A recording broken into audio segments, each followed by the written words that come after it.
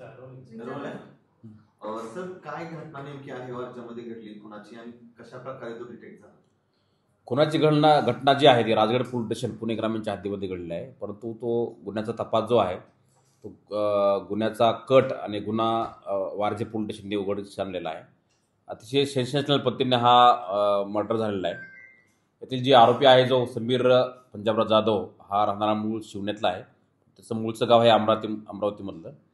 त्याची पत्नी जी आहे मयत अंजली समीर जाधव 38 वर्षाची आहे. मूळची नांदेडची आणि ते दोघं या ठिकाणी राहत होते पती पत्नी. 2 मुलं आहेत. आईसोबत त्या ठिकाणी शिवणे उत्तरनगरच्या हद्दीत राहत होते. परंतु चारित्र्याच्या संशयावरून त्याला यांचे वाद व्हायचे पूर्वी. म्हणून त्या आरोपीने खूप असा प्लॅन केला होता 1 महिन्यापूर्वीच. आणि तो फॅब्रिकेशनचं काम करायचा. त्याला लोखंडाच्या ह्याच्यामध्ये पूर्ण त्याचं नॉलेज होतं. त्यांनी 1 महिन्यापूर्वी एक काकडे नावाच्या व्यक्तीचं एक गोडाऊन भाड्याने घेतलं राजगड पोलीसच्या हद्दीमध्ये गोगलवाडी या ठिकाणी शिंदे फाट्यावरून. आणि त्या गोडाऊनमध्ये त्यांनी जे प्लॅन केला होता त्या प्लॅननुसार त्यांनी त्याच्या पत्नीला मारण्यासाठी एक भट्टी म्हणजे लोखंडी भट्टी त्यांनी फॅब्रिकेशनमध्ये तयार करून घेतली 1 महिन्यापूर्वीच. त्यानंतर 26 तारखेला दुपारी हे 2 वाजता ते गोडाऊन बघायला जाऊ आपण भाड्याने घेतले त्या ठिकाणी आपण फॅब्रिकेशनचं वर्क आपलं काम करायचं. नंतर ते बघायला जाऊ म्हणून ते सोबत त्याच्या आयटेन कारमधून दोघंच गेले. त्या दिवशी दिवाळीच्या सणानिमित्त घरातले त्यांची मुलंसुद्धा नातलगांच्या घरी गेले होते. घरी आई एकटीच होती. दुपारी ते निघाल्यानंतर आयटेन कारमधून त्या ठिकाणी ते गेले. काही हॉटेलमध्ये काही नाश्ता पाणी केलं, काही त्यांनी जेवले पण, वेळ पण घेतली. आणि जवळपास संध्याकाळी 8-9च्या दरम्यान त्या गोडाऊनमध्ये त्या ठिकाणी आले. गोडाऊनमध्ये आल्यानंतर त्या ठिकाणी त्यांचा वाद झाला. आणि यातील आरोपी जे आहे समीर यांनी त्याच्या पत्नीचा गळा आवळून त्या ठिकाणी खून केला. खून केल्यानंतर त्यांनी त्याची जी मैताची जी बॉडी आहे ती पूर्ण त्या भट्टीमध्ये लोखंडी जी भट्टी आहे त्या भट्टीमध्ये टाकली. त्या भट्टीमध्ये ऑलरेडी त्यांनी अगोदरच काही लाकडे आणि काही ज्वलनशील पेट्रोल डिझेल या ठिकाणी आणून ठेवलं होतं. त्या ठिकाणी त्याला त्या भट्टीला आग लावून त्या पूर्ण त्याची जी बॉडी आहे ती पूर्ण राख झाल्यानंतर 2 घंट्यांनी ती पूर्ण राख त्यांनी भरून नंतर त्याचं विल्हेवाट लावलेली आहे, नष्ट केलेली आहे. त्यानंतर ती स्क्रॅप होतं ते भट्टी होती लोखंडी ती पूर्ण स्क्रॅपमध्ये त्यांनी त्याची विल्हेवाट लावली. आणि त्या ठिकाणी खाली जी विटा होत्या विटा पण त्यांनी त्या ठिकाणी रचल्या होत्या. विटासुद्धा त्यांनी त्यानंतर डिस्पोज केल्या. आणि त्यानंतर मग 27 तारखेला त्यांनी इकडे फोन करून सांगितलं की माझी पत्नी गायब आहे. 28 तारखेला तो वारजे पोलीस स्टेशनला आला आणि माझी पत्नी वारजे पुलाकडून गायब आहे आणि मैत्रिणीकडे जाते म्हणून निघून गेलेली अजून आली नाही. म्हणून वारजे पोलीस स्टेशनला मिसिंगची तक्रार आपल्याकडे दाखल केली. मिसिंगचा तपास करत असताना वारजे पोलीस स्टेशनला असं निष्पन्न झालं की ही सोबत जात आहेत आणि काही CCTVमध्ये ते राजगड पोलीसच्या हद्दीमध्ये दिसत आहेत.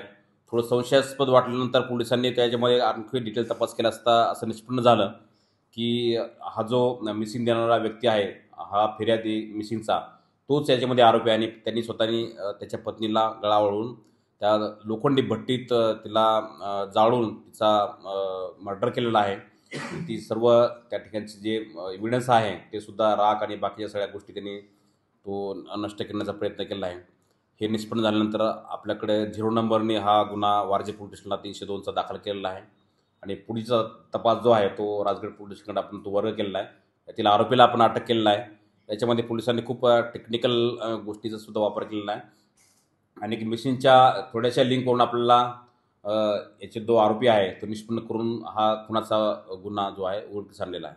कारण काय होतं याच्यामध्ये? कारण असं होतं तो सांगतो की याच्यामध्ये पत्नीचे काही एका व्यक्तीबरोबर अनैतिक संबंध होते.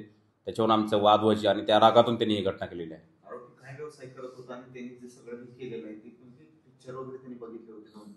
त्यांनी सांगितलं की 1-2-3-4 वेळेस त्यांनी दृश्यम नावाचा एक मूवी त्यांनी बघितला होता. आणि त्याचा तो फॅब्रिकेशनचा वर्क करायचा म्हणजे लोखंडाच्या वस्तू जी आहेत ते बनवायचं त्याचं काम होतं. आणि त्याच दृष्टीने त्यांनी ते गोडाऊन आहे त्या ठिकाणी त्यांनी विकत घेतलं होतं भाड्याने घेतलं होतं एका काकडे नावाच्या व्यक्तीकडून.